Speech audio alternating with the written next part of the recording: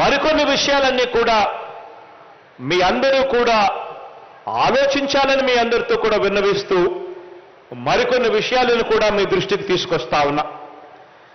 ఈ ఉద్యానంలో ఈ సమస్య, ఈ కిడ్నీ బాధితుల సమస్య, ఈ ఉద్యానంలో ఉన్న ఈ సమస్య ఒక రోజులో వచ్చింది కాదు. ఈ సమస్య చంద్రబాబు గారి హయాంలో కూడా ఉండేదే. కానీ సమస్యకు పరిష్కారం మాత్రం అప్పుడు కాదు, ఇప్పుడు మీ బిడ్డ ద్వారా మాత్రమే జరిగింది అని చెప్పి కూడా ఈ సందర్భంగా మీ అందరూ కూడా ఆలోచన చేయమని కోరుతూ విన్నవిస్తా ఉన్నాను. ఆలోచన చేయమని అడుగుతా ఉన్నా. మరి గతంలో చంద్రబాబు నాయుడు గారి హయాంలో ఎందుకు ఇదే కార్యక్రమం చేయలేకపోయాడు? ఎందుకు తాను చెయ్యలేదు? ఎందుకు తాను పట్టించుకోలేదు? మరి మీ బిడ్డ మీకోసం ఇంతగా ఎందుకు పట్టించుకొని తప్పించి ఎందుకు ఈరోజు ఈ కార్యక్రమాన్ని పూర్తి చేయగలిగాడు అని చెప్పి ఆలోచన చేయమని అడుగుతా ఉన్నా మీ అందరితో కూడా. కారణం కేవలం ఇద్దరి మధ్య తేడా ఒకటే ఒకటి. కేవలం తేడా మీ బిడ్డకు మీ పట్ల మనస్సుంది.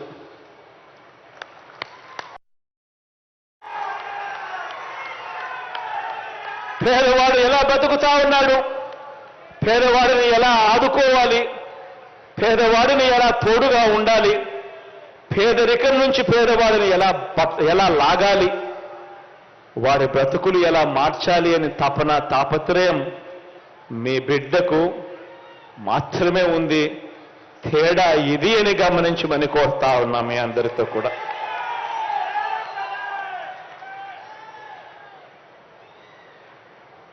ఈ చంద్రబాబు నాయుడు గారికి పేదల ప్రాణాలంటే ఈ పెద్ద మనిషికి లెక్కే లేదు. నియోజకవర్గం, ఈ పెద్ద మనిషి గురించి 4 మాటలు చెప్పాలి అని అంటే తన సొంత నియోజకవర్గం కుప్పం, తన సొంత నియోజకవర్గం కుప్పంకు గతంలో ఎప్పుడూ కూడా నీరిచ్చిన చరిత్రే ఈ పెద్ద మనిషి చంద్రబాబు నాయుడు గారికి లేదు. కుప్పంకు నీళ్లు ఇవ్వాలన్నా కూడా మళ్ళీ అది జరిగేది అవును.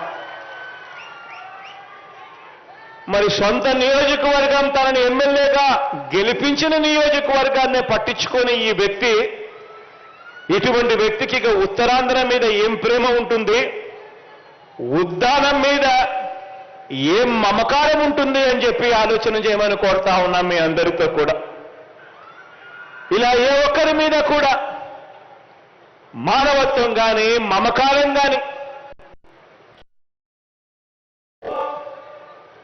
45 సంవత్సరాలు తన రాజకీయ జీవితం తర్వాత కూడా 3 సార్లు తాను ముఖ్యమంత్రిగా పరిపాలన చేసిన తర్వాత కూడా తన వల్ల ఈ మంచి జరిగింది ప్రజలకు అని చెప్పి చెప్పుకునేదానికి కనీసం ఒక్క మంచి పని లేదు.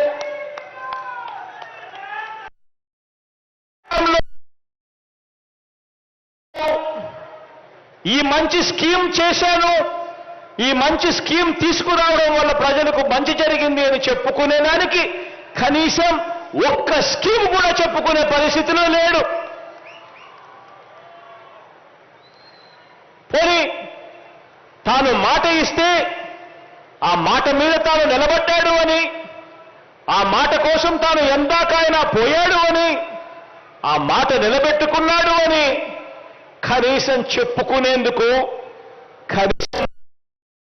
కేవలం అయినా కనీసం మాట మీద నిలబడిన చరిత్ర లేదు. ఇలాంటి ఆయన ఇక ఎన్నికలు వచ్చేసరికి ఆయన దేని మీద ఆధారపడతాడో తెలుసా?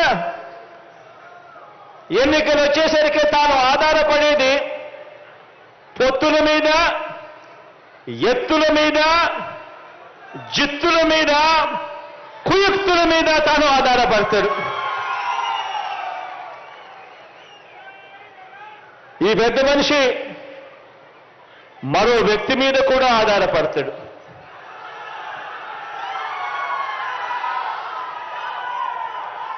ఒక దత్తపుత్రుడిని యాక్టర్గా పెట్టుకొని డ్రామాను కూడా ఆడుతాడు.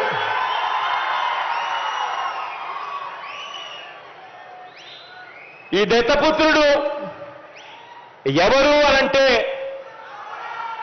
ఎలాంటి వాడు అనంటే, మొన్న తెలంగాణలో తాను పోటీ పెట్టాడు.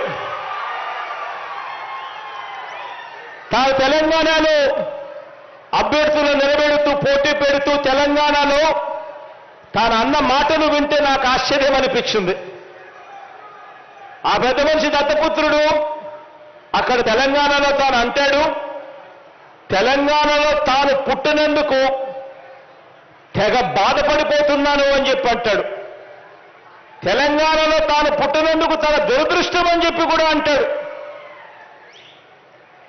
ఇలాంటి వ్యక్తి మొన్న తెలంగాణలో ఇలాంటి డైలాగులు కొట్టిన నాన్ లోకల్ ప్యాకేజ్ ఇస్తారు ఈ పెద్ద మనిషి చంద్రబాబు నాయుడు గారికి ఇంకొక పార్ట్నర్. ఈ పెద్ద మనిషి ఆంధ్ర పాలకులకు చుక్కలు చూపిస్తా అని చెప్పి తెలంగాణలో డైలాగులు కొడతాడు. ఆంధ్ర పాలకులకు ఈ పెద్ద మనిషి చుక్కలు చూపిస్తాను అని చెప్పి తెలంగాణలో డైలాగులు కొడతాడు. ఈ ప్యాకేజీ ఇస్తారు, ఈ మ్యారేజ్ ఇస్తారు.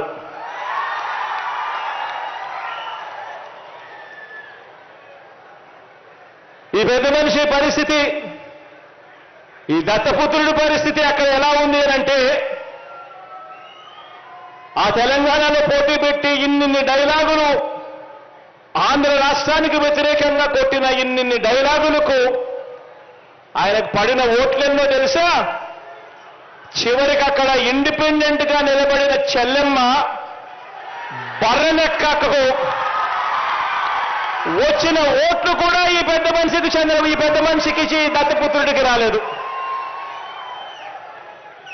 డిపాజిట్లు కూడా రాల. ఈ పెద్ద మనిషికి ఇతనికి మన రాష్ట్రంలో చంద్రబాబు నాయుడు గారి ప్రయోజకవర్గం ఉంది తప్ప ఆంధ్ర రాష్ట్రం మీద ప్రేమే లేదు. ఇక్కడ ఈ పెద్ద మనిషికి ఒక సొంత నియోజకవర్గం కూడా లేదు. వీరిద్దరూ కలిసి 2014 నుంచి 2019 మధ్య వీరిద్దరూ కలిసి ఎన్నికల్లోకి కలిసి వచ్చారు. కలిసి వచ్చి 2014 నుంచి 2019 మధ్య ఈ ఉద్యానం ప్రాంతానికి మంచినీరు ఇవ్వటం ఎలా అని చెప్పి కనీసం ఆలోచనైనా చేశారా అంటే అది లేదు.